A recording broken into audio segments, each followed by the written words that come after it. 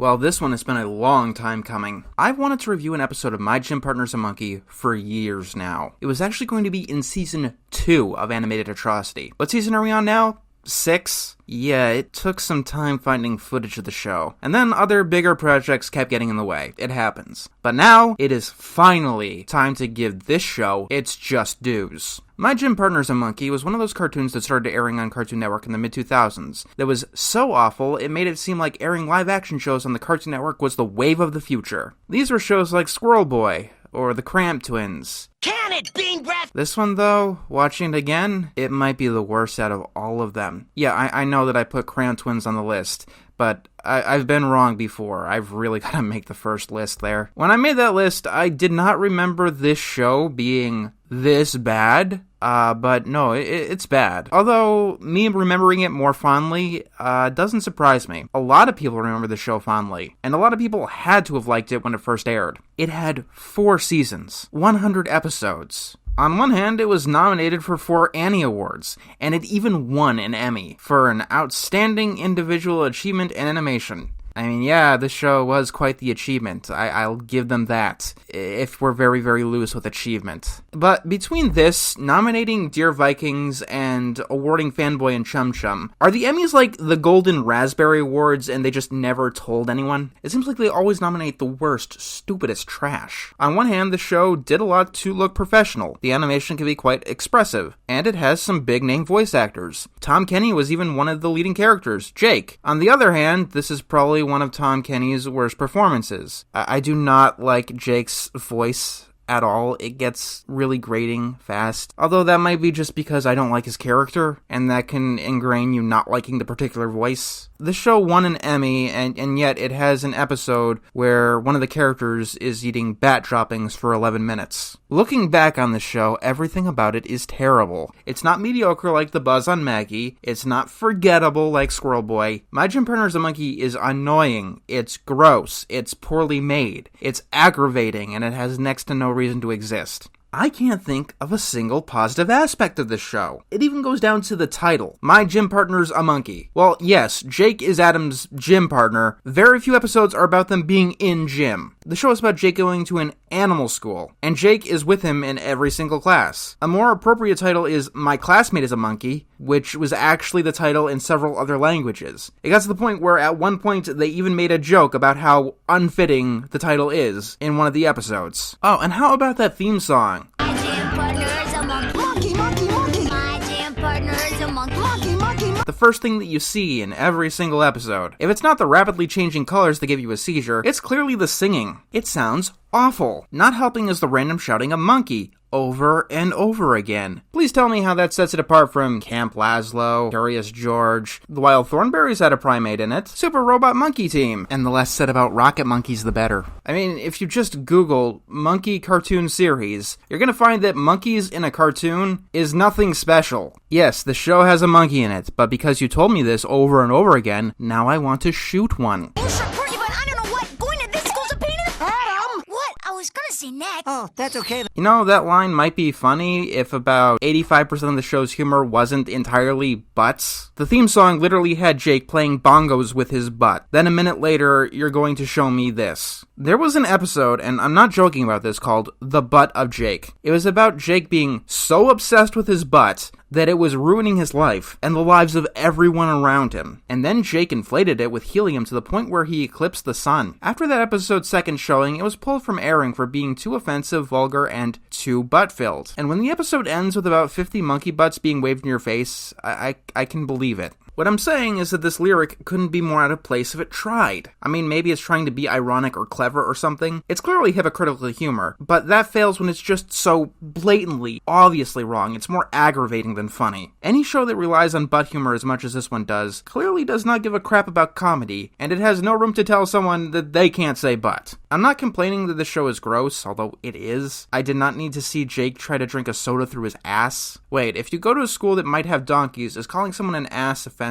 The butt jokes are easy, and every single time, it's always the same. Every single episode. It's just Jake showing his exposed rear, because we need to make 4-year-olds laugh. Every type of joke, no matter what type it is, has diminishing returns. The more that you use it, the less funny that it gets. And when we got 50 of the same type of jokes in 11 minutes, without anything else, it just gets tedious. But this show has even deeper fundamental problems. The show is about Adam Lyon transferring to a school for animals because of his last name, which is at least an interesting premise. I mean, it doesn't make a whole lot of sense. Last names like Wolf are pretty common, so I'd assume that this world has protocols for humans with last names similar to animals. One of the characters is a principal who's constantly afraid of getting sued, and he doesn't do anything to remedy this weird transfer situation, but whatever. Your premise is your freebie to do whatever. And it is a premise that can allow for some imaginative scenarios. You know, ones that don't involve butts. Tarzan archetype has been used for over a century now. So the show is about Adam Lyon going to Charles Darwin Middle School. Get it? Charles Darwin, because this show has a lot to do with evolution. I mean, yeah, Charles Darwin, he was a biologist, but that's not the first thing that I think of when I think animal school. These animals aren't hyper-evolved branches of animals. They're just normal animals that can talk. Wouldn't the Charles Darwin Middle School be a more appropriate name for the human school in this world?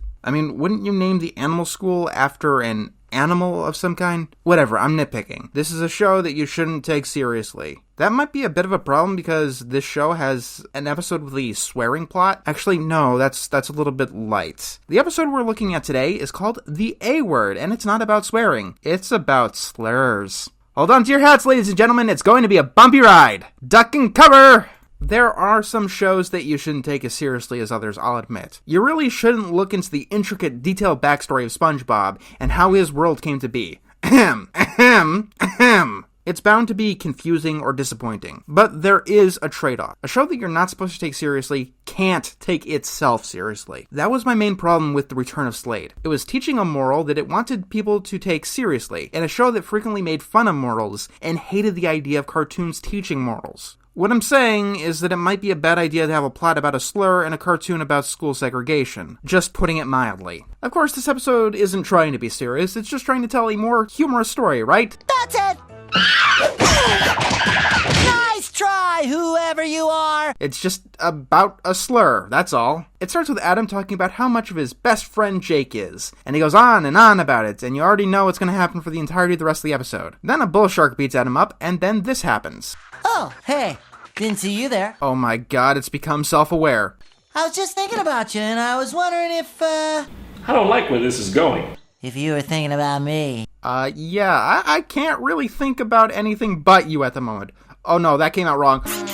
No, bad monkey, get away! So, after Jake tries to French the audience, Adam comes up and says that he was beaten by a bull shark. Then Jake proves what an A-word he actually is. Adam, you gotta stand up for yourself. Adam, what did you do to provoke him? Literal quotes from the episode. Seriously, now I know what the inspiration for Craig was from out of Jimmy's head. I keep seeing cartoons, but not on TV, in real life. Whatever. What happened to you yesterday? You get hit by a train, then you totally ditch me. Dude, I was in the hospital. It's always about you, isn't it? In every episode, Jake is like this. In every single one. He's continually selfish and entirely ignorant of Adam. Yet the show continually insists these two are best friends. But no, every single episode, every single one, Jake is a jerk to everyone around him, especially Adam. Cartoon Network had such a warped idea of friendship in the mid-2000s. It's bizarre. Between Adam and Jake, Jimmy and Craig, Mac and Blue, what the hell did they think friendship was? I shouldn't have to tell you how hard this is to listen to if you've actually been bullied, considering that these are things that bullying victims actually do here in real life. And you want to know what the best part is? This episode wants you to feel like Jake has the moral high ground, that he's up above it all. When Adam says that the shark went ape on him, which is the A word, Jake breaks down, and we're meant to sympathize him for the rest of the episode.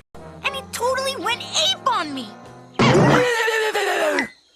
What did you just say? I said Bull Sharkowski went ape on me.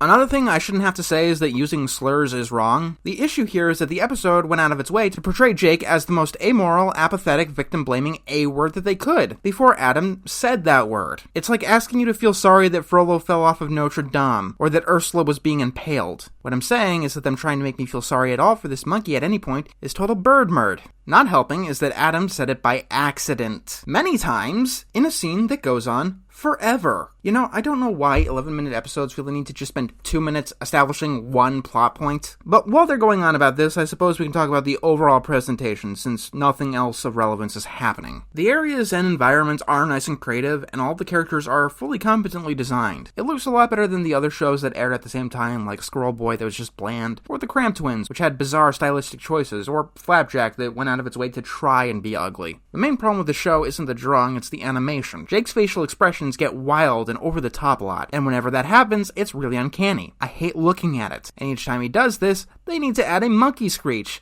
which just makes it all the more painful. Speaking of pain, that's what this episode is about. That's what this show is about. Adam goes through a ton of pain in order to try and win Jake's friendship back. He does all kinds of stupid mierda to help his A-word stop being such a B-word. It's all moot though, because whether he does or doesn't, Jake will be a P-word until the day he dies. Adam gets his poster from the bull shark and then he gives it to Jake, without reading it. Because...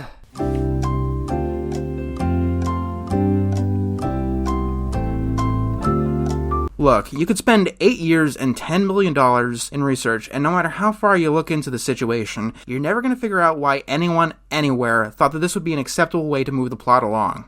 Speaking of that, it's amazing how there are plot holes in this 11-minute episode. One zebra kid gives Jake a shirt from his favorite musical artist, and Jake seems to really appreciate it. In the very next scene, Jake doesn't know if he's ever gonna find that best friend who really gets him. These scenes are literally back to back. How do you miss something like that? Also, this show has Ingrid and Lupe, the giraffe and the toucan, and there's no way to describe their relationship as anything but abusive. Ingrid seems so browbeaten and pushed around, and Lupe is extremely and annoyingly and aggressively domineering. Seriously, was that just some Cartoon Network executive's idea of what friendship was? One of the two friends beats the other around, and the other one just takes it? Because that's terrible, and looking back, this was in so many Cartoon Network shows, like so many of them. At least in Nickelodeon, the two idiots were idiots together. But no, like every friendship in the mid-2000s in Cartoon Network was just portrayed like this. If there's any message to hate this show for, it's this kind of portrayal of friendship. It's not cartoonishly funny, it's demented. And you're never gonna guess how this episode ends either. Think of the biggest slap-in-the-face way to end this whole thing. And even then, that's nowhere near how insulting it actually is. Well, it turns out, according to Jake, going ape is a compliment. I didn't know that going ape was an insult. Insult? That's not an insult, Adam. It's the ultimate monkey compliment. If someone says that you've gone ape, it means you've gotten about as monkey as you can get. Then why were you so mad at me? Well, I was just jealous that you didn't say it to me. I mean, here I am, your best friend, and you lay that kind of sugar on a mean old bull shark instead? What's wrong with that picture, Adam? I'd say don't think about that line too hard, but it's my job to think about things too hard. And the way that it's worded and the way that Jake talks, there's no other way around this. But it sounds like, with the way that Jake put it, going ape is heavily, romantic. Like, heavily romantic. Why do I keep referencing Bruno Mars in my videos? But yeah, the way that Jake talks about going ape makes it sound like they were doing it like they do it on the Discovery Channel. But if you can get past that, I'm not too sure if I can, but I'll try. This ending makes Jake seem even worse. I mean, Jake was a major elemental P word before, but keep in mind, that was after he was hurt, because a slur was being slung his way. If that was something that he was insulted with every single day, some of his behavior might be understandable. No, instead he's just jealous. He's petty and jealous. So he was acting like an A-word, because the A-word made him jealous. Great! You're awful!